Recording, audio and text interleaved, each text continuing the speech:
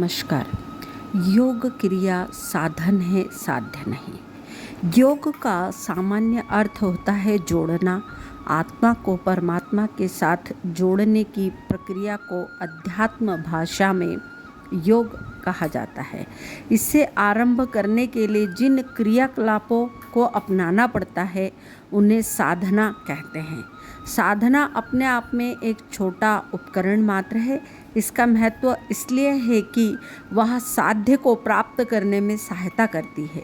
कई लोग साधना को ही साध्य समझ बैठते हैं और उन उपचारों को ही योग कहने लगते हैं जो साधना प्रयोजन में प्रयुक्त होते हैं। योग साधना में कई प्रकार के शारीरिक, मानसिक क्रिया कृत्य अपनाने पड़ते हैं, जिसका उद्देश्य आत्म चेतना को परमात्मा के साथ जोड़ने वाली मनस्थिति को उत्पन्न करना है। यह ध्यान में रख कर चला जाए तो लक्ष्य की पूर्ति संभव है।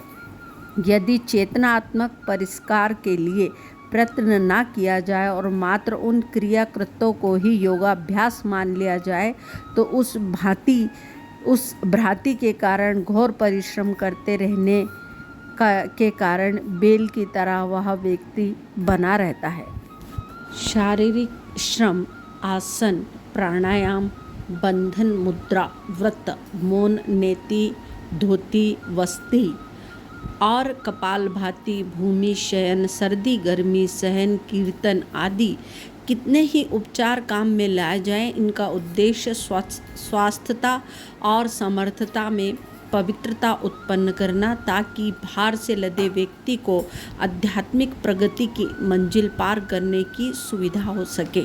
इसी प्रकार मानसिक उपासनाओं में जप, ध्यान, नाद, एकाग्रता, तन्मयता, स्वाध्याय, सत्संग आदि साधनों का आश्रय लिया जाता है, ताकि चेतना को दिशा एवं प्रेरणा दी जा सके और अपने जीव समीपता को ब्रह्म आसीनता में घुला देने की आवश्यकता और प्रकाश का प्रशिक्षण मिल सके।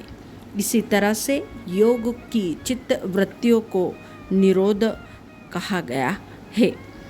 चित्त को भी यही स्वभाव है, उसे उलटने का जो पुरुषार्थ करना पड़ता है उसी को चित्त वृत्ति निरोध कहा जाता है। महर्षि पतंजलि इस प्रयास को ही योग कहा गया है।